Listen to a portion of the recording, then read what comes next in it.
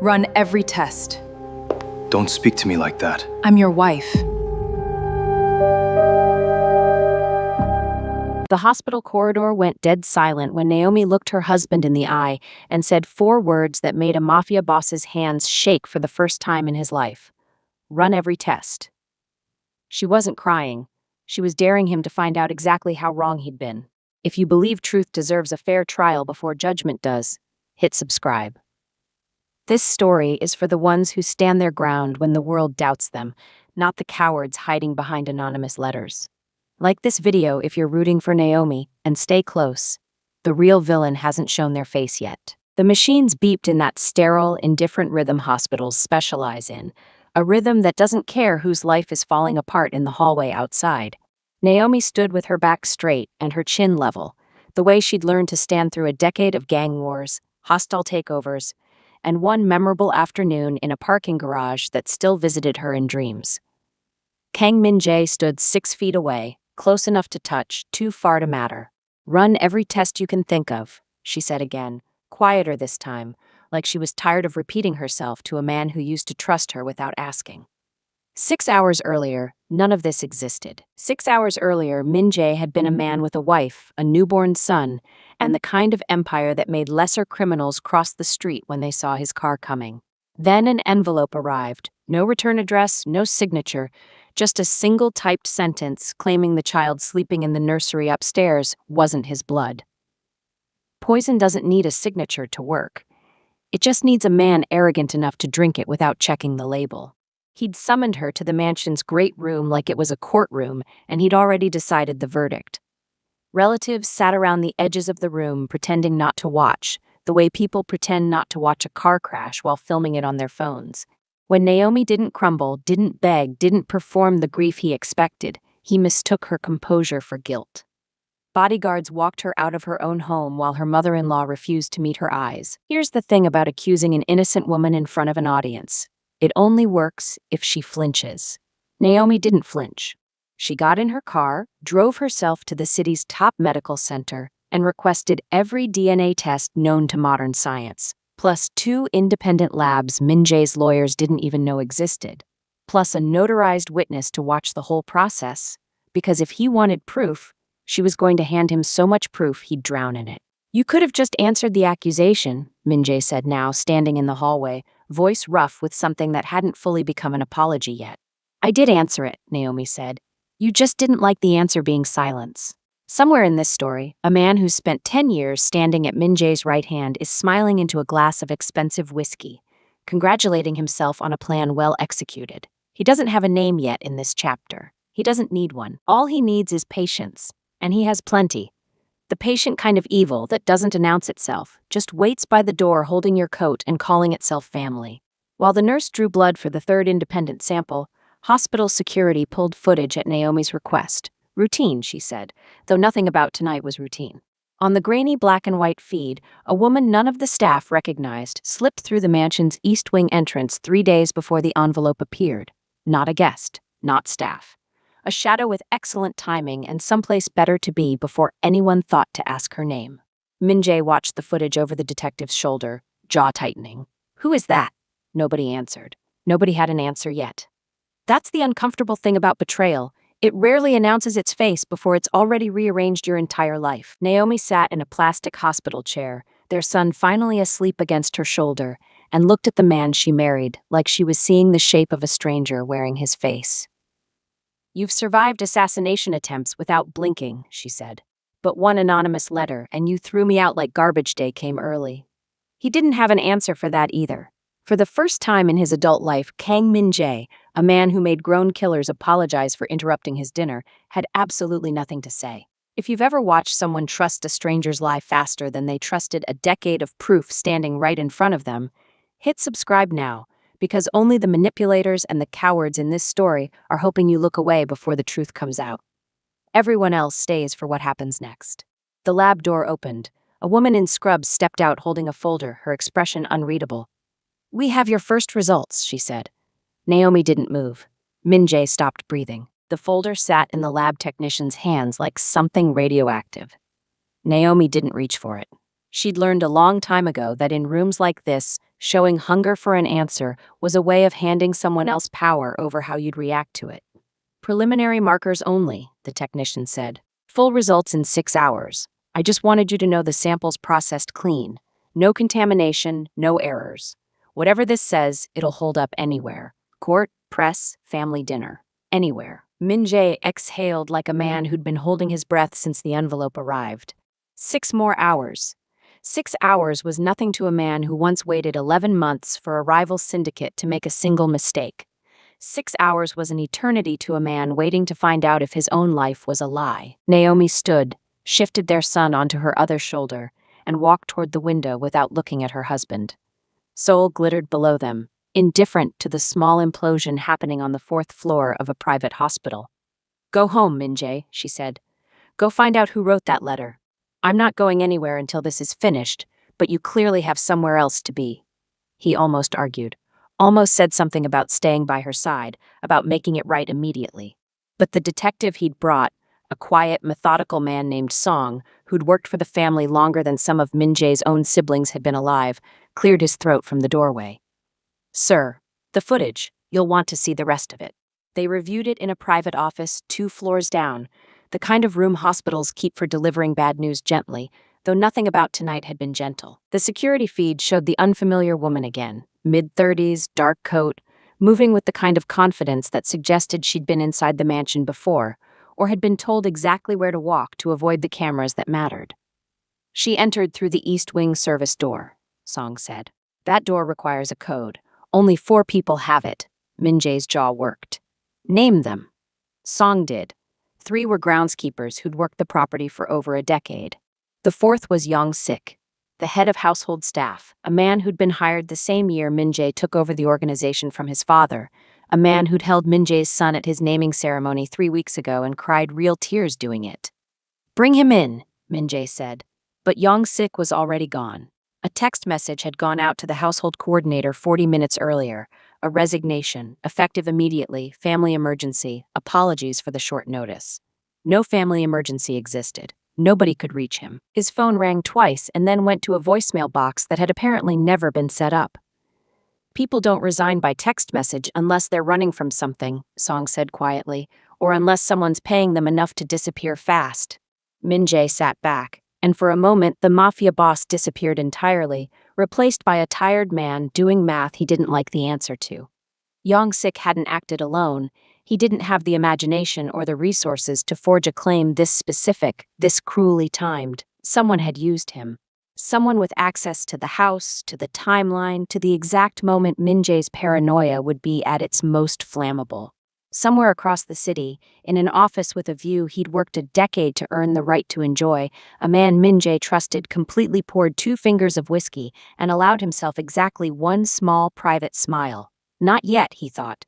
Let him panic a little longer. Panic makes men careless, and careless men name their heirs in haste or don't name them at all.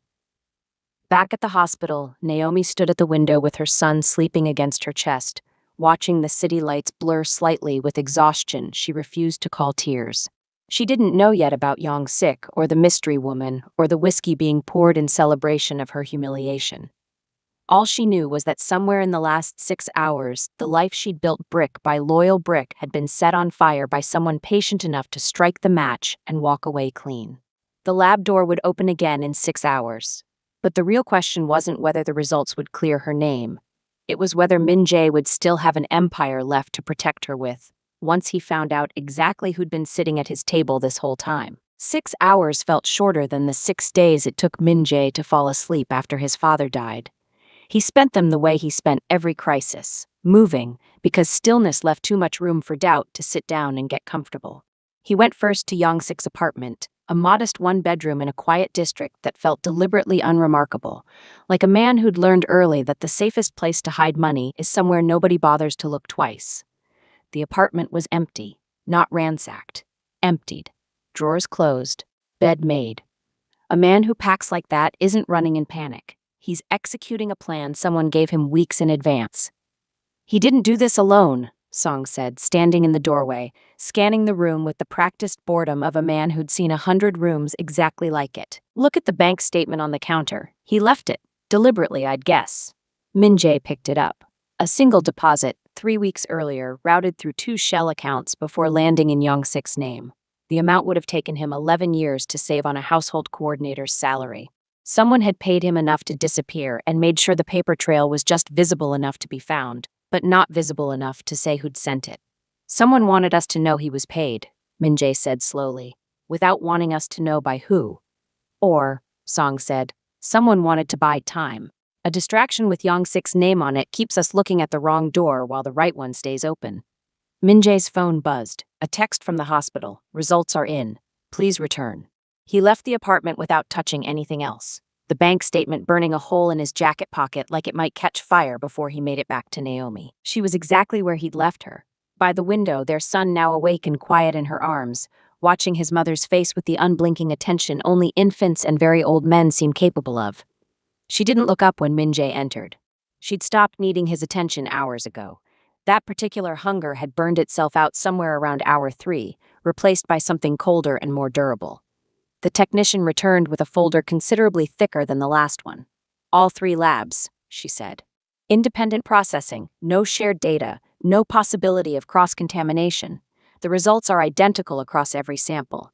She set the folder down and didn't open it. That was Naomi's job, and everyone in the room seemed to understand that without being told. Naomi opened it herself, scanned the summary page once, then a second time.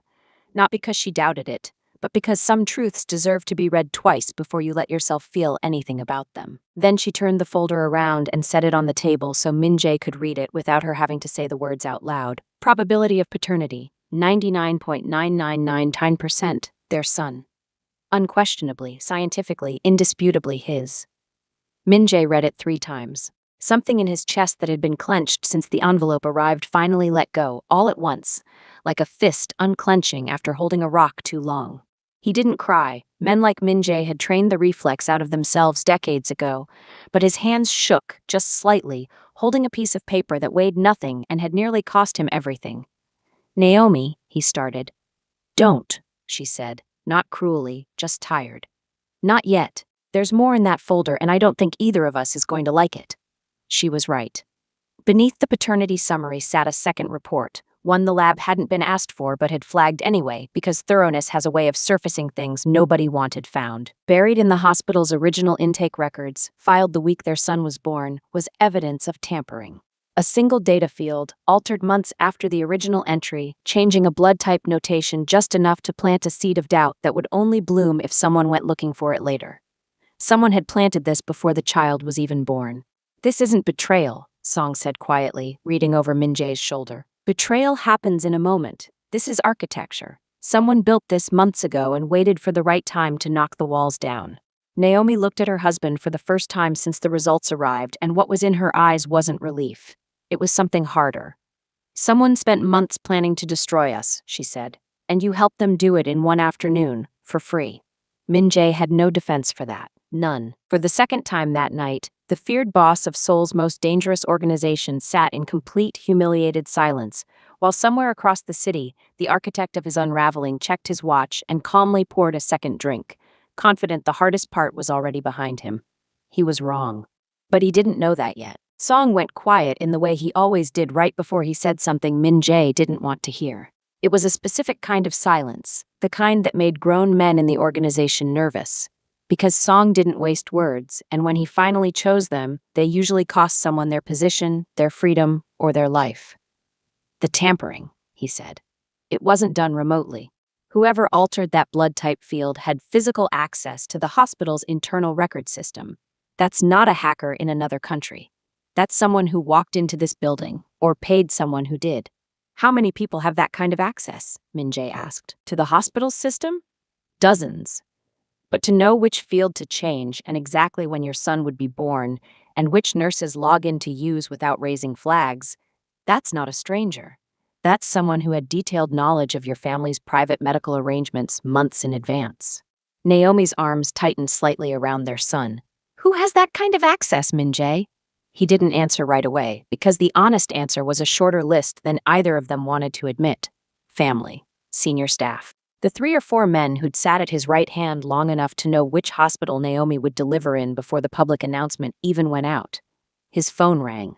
He almost didn't answer it, But it was Ji-hoon, his second in command, the man who'd been at his side for 10 years, who'd stood as best man at his wedding, who'd held his son 3 weeks ago at the naming ceremony, and said, with what looked like real emotion, that he'd never seen Min-jae happier. "Boss," Ji-hoon said, voice tight with what sounded like genuine concern. "I heard about the letter. I came as soon as I could. Is the baby? He's fine," Min-jae said. "Naomi's fine. We're at the hospital." "Thank God," Ji-hoon said, and something in his voice cracked just slightly, just enough to sound like relief and not like a man checking whether his plan was still on schedule. "I've already put people on finding whoever sent that envelope. Whoever did this to your family, boss. They're going to regret it." Min-jae felt something in his chest ease, just slightly, hearing it. Ji-hoon had never once, in 10 years, given him a reason to doubt him. Not during the merger wars, not during the 3 assassination attempts, not during the 6-month stretch when half the syndicate thought Min-jae was too young and too soft to hold his father's empire together. Ji-hoon had stood in doorways with a gun more than once, so Min-jae wouldn't have to. "Find Young-sik," Min-jae said, "and find out who paid him." "Already on it," Ji-hoon said. "I'll call the second I have anything." He hung up, and Min-jae allowed himself a small, exhausted relief, the kind that comes from remembering you're not entirely alone in a burning building. Naomi watched his face soften and felt something colder settle into her own. "You believe him," she said. It wasn't a question. Ji-hoon's been loyal for 10 years. "So was I," Naomi said quietly, and it took one letter for that to stop mattering. He had no answer for that. Not one that didn't sound hollow even to himself. If you've ever trusted the wrong person simply because they'd earned it a long time ago, comment below and tell Naomi she's not wrong to be careful. This story isn't for the ones who forgive too fast. It's for the ones who make people earn it back, slow and deliberate, the way trust is supposed to be rebuilt. Hit subscribe if you're staying to find out exactly how far this goes, because the people closest to Min-jae haven't finished showing their hands yet. Song excused himself to make a call, stepping into the hallway, phone pressed to his ear. He came back 4 minutes later, expression unreadable in a way Min-jae had learned to recognize as trouble. "The offshore account that paid Young-sik," Song said. "I traced the routing through the second shell. It took some work, but I found where the money originated before it got laundered clean." "And?" Song hesitated. 1 beat, 2. The particular hesitation of a man about to burn down a friendship with a single sentence. "It's an account tied to the organization's internal expense system," Song said. "Boss, it's one of ours." The room went very still. Somewhere in the building, a monitor beeped its indifferent rhythm, utterly unbothered by the fact that the floor had just tilted sideways under everyone standing in it. "One of ours," Min-jae repeated, like saying it slower might change what it meant. "The account routes through 3 shells before it lands offshore," Song said, pulling up the trail on his tablet. "But the origin point is an internal expense account used for logistics and security contracting. That account has 6 authorized signatories. All 6 are senior members of your organization. 6 names. Min-jae knew every one of them personally, had eaten dinner in their homes, attended their children's birthdays, trusted them with parts of his empire he wouldn't trust to blood relatives. Somewhere among 6 familiar faces sat someone who'd spent months building a lie specific enough to nearly cost him his marriage and his son's place in the family he was born to inherit. "Get me the transaction logs," Min-jae said. "Every withdrawal in the last 4 months. I want to know who authorized it." "Boss, that could take." "I don't care how long it takes. Get it." Naomi watched this unfold from the window, their son finally asleep again, and felt something she hadn't expected to feel yet, a small, cautious flicker of respect.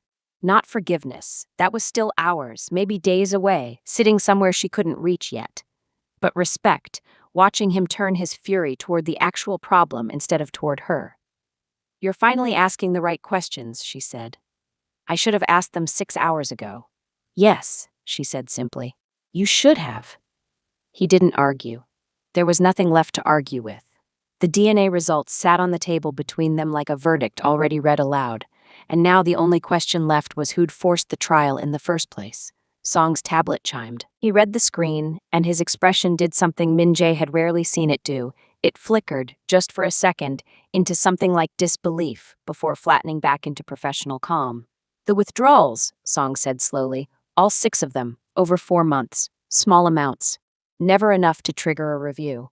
Structured exactly like someone who knew precisely where the internal audit thresholds sat. Who authorized them? They alternate. different signatory each time, which means either 6 people are working together or one person has access to sign as any of the 6. Naomi finished quietly, still watching the city outside the window. Both men turned to look at her. You said it yourself, she said. Someone who knew exactly which field to change in the hospital record, exactly which door code Yong-sik would use, exactly which internal accounts wouldn't get flagged. That's not 6 people, Min-jae. That's one person who spent years learning how your entire organization works from the inside, well enough to move through it wearing anyone's name he wants. The room went quiet again. Min-jae's phone buzzed. Ji-hoon, checking in for the 3rd time that night, voice full of concern, offering to come by the hospital in person to help however he could. Min-jae told him to keep working the search for Yong-sik and hung up without really hearing the reply. He didn't want to think it. The thought sat at the edge of his mind like something he could see clearly if he turned his head. And he kept refusing to turn his head, because turning would mean admitting a decade of trust had been sitting inside a lie the entire time, close enough to hold his son at his naming ceremony. Naomi watched him not turn his head, and something in her chest ached for him despite everything, because she recognized the specific grief of realizing the ground beneath you was never solid, and she wouldn't wish that particular vertigo on anyone. Not even a man who'd humiliated her in front of his entire family 6 hours earlier. You already suspect someone, she said. Not a question. Min-jae was quiet for a long moment. I don't want to. That's not the same as not suspecting them. He looked at her then, really looked, for the first time since the envelope arrived, like he was seeing not just his wife, but the sharpest, calmest mind in the room, one he'd spent the last 6 hours failing to listen to. No, he admitted. It isn't. Song's tablet chimed again. He read it, went very still, and looked up at Min-jae with the expression of a man about to hand someone a loaded weapon and tell them exactly whose name was carved into the handle. Boss, he said quietly. I found the signature pattern. It's not random. Whoever's been rotating through these accounts, they always sign last, after the others. Every single time. He turned the tablet around. There was only one name that appeared in every single transaction, in a small administrative field nobody usually bothered to check. The approving witness, the final signature required to close the loop. Ji-hoon. Min-jae stared at the name until the letters stopped looking like a name and started looking like a wound. That could be an oversight, he said, and heard how weak it sounded even as it left his mouth. A clerical error. Ji-hoon reviews half the internal paperwork in the organization. His name shows up on things constantly. It doesn't mean. Boss. Song's voice was gentle, which was somehow worse than if he'd been blunt. I cross-referenced the timeline. Ji-hoon approved the increased security budget for the hospital wing 3 months ago, the same budget line that later paid for consulting services that traced to the woman on the security footage. He signed off on Yong-sik's performance review last quarter, praising him, recommending a raise. The same man who vanished by text message tonight with 11 years' salary sitting in his account. And he's the one who suggested, back when Naomi first announced the pregnancy, that the delivery happen at that specific hospital instead of the family's usual private clinic. For better security, he said. Every sentence landed like a brick. Min-jae felt the decade rearranging itself behind his eyes. Every dinner, every late night, every time Ji-hoon had stood in a doorway with a gun so Min-jae wouldn't have to. All of it recoloring itself into something calculated instead of loyal. The worst part wasn't the betrayal. The worst part was how good he'd been at it. 10 years of patience is not a small thing. Most men can't manage 10 days of patience for anything that doesn't involve a paycheck. Naomi hadn't moved from the window, but her voice cut through the room clean and steady. Why now? She said. If he's been building this for months, why choose tonight to send the letter? What changed? Song pulled up one more document, and for the first time all night, his composure actually cracked. Because 3 days ago, boss, you told the senior council you were finally ready to name an heir. You said it privately, in the strategy meeting. Ji-hoon was in that room. Min-jae's stomach dropped through the floor. He had said that. He'd meant Naomi's son, his son, the boy currently asleep against her shoulder, oblivious to the fact that his existence had just detonated the second most powerful man in his father's empire. He panicked, Naomi said quietly, putting it together out loud. If your son is your heir, Ji-hoon's position, everything he spent a decade building toward, disappears the moment that boy is old enough to inherit it instead of him. So he didn't need to destroy your family completely. He just needed to plant enough doubt that you'd question the child's legitimacy long enough to delay naming him. Buy himself time. Maybe convince you to name someone else. Maybe him. It was, Min-jae realized with a kind of sick clarity, elegant. Ji-hoon hadn't needed a war. He'd needed 6 hours of doubt, one envelope, and a husband arrogant enough to believe suspicion faster than he believed a decade of loyalty standing right in front of him. The man hadn't even needed to succeed completely. He'd only needed Min-jae to hesitate. He's still out there, Min-jae said, standing so fast the chair scraped hard against the floor. Still calling me, still asking if there's anything he can do to help find Young-sik, the man he paid to disappear. Don't call him, Song said sharply. If he suspects we've traced the accounts, he'll run, or worse, he'll finish what he started before we can stop him. We need him to believe he's still safe. Naomi looked at her husband, and for the first time that night, something like alliance passed between them. Not forgiveness, not yet, but a shared enemy is its own kind of temporary bridge. Then don't act like a man who just found out, she said. Act like the boss who trusts him completely. One more night. Let him believe it worked. Min-jae's phone lit up in his hand before he could answer her.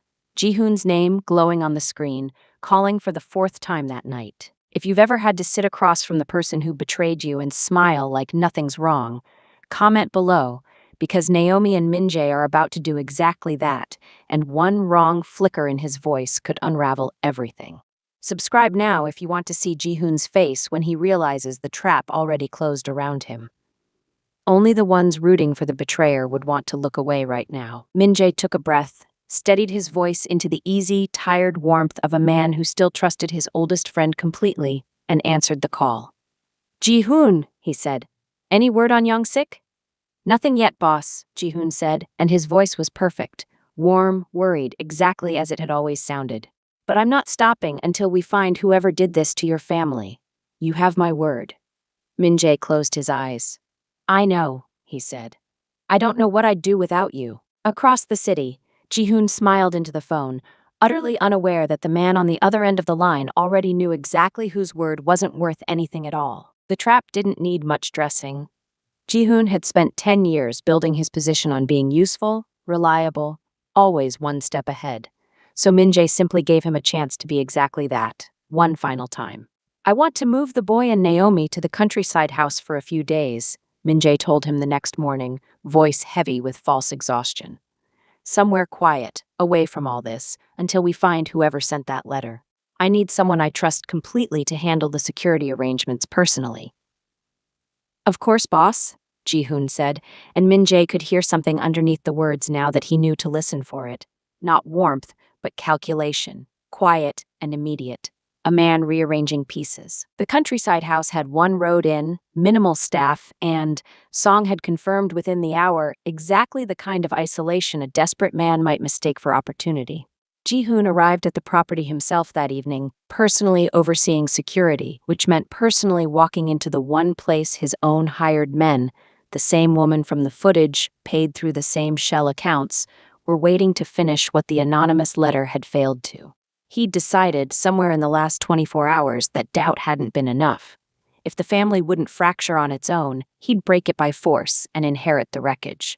He never made it past the front gate. Song's people were already there, quiet and patient, the way men are when they've had a full day to prepare instead of 6 hours to panic. Ji-hoon was disarmed before his hand finished reaching for his weapon, and for the first time in 10 years, Min-jae watched the man who'd stood at his wedding stand instead in front of him, with absolutely nothing left to hide behind. I gave you everything, Min-jae said quietly. A decade, my trust, my son's naming ceremony, and you spent every second of it deciding how best to burn it down. Ji-hoon didn't deny it. There was almost something like relief on his face, the specific exhaustion of a man who'd been performing loyalty so long he'd nearly forgotten what honesty felt like, even ugly honesty. You were always going to choose blood over merit, he said. I built half of what you have. I was never going to inherit any of it just for being good at my job. You could have asked, Min-jae said. You never asked. Men like me don't get asked, Ji-hoon said. We get replaced. There was no version of the syndicate's laws that let a man like that simply walk away, and Min-jae didn't pretend otherwise. What happened to Ji-hoon after that night stayed within the organization's own quiet justice, the kind that never made headlines and never needed to.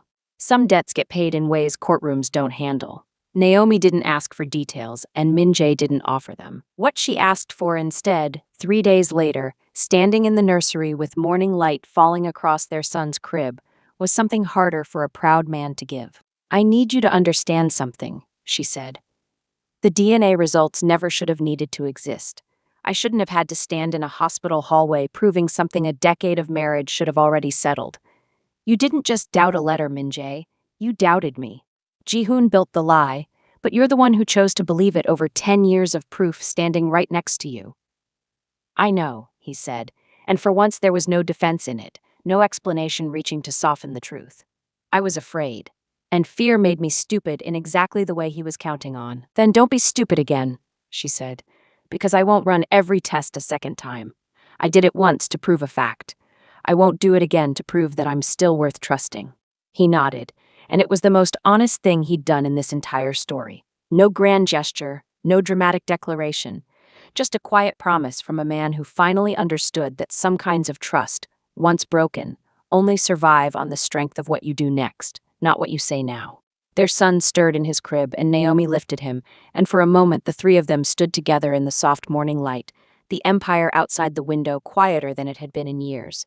One traitor gone, one truth settled, one marriage standing on ground that was, for the first time in a long while, honestly solid instead of merely assumed. If you were Naomi, could you have forgiven him this fast, or would trust like that take longer to rebuild than one quiet morning in a nursery? Comment below and let us know. And if you believe loyalty should be proven, not just assumed, hit subscribe, because the next story might just test someone you're rooting for even harder than this one did.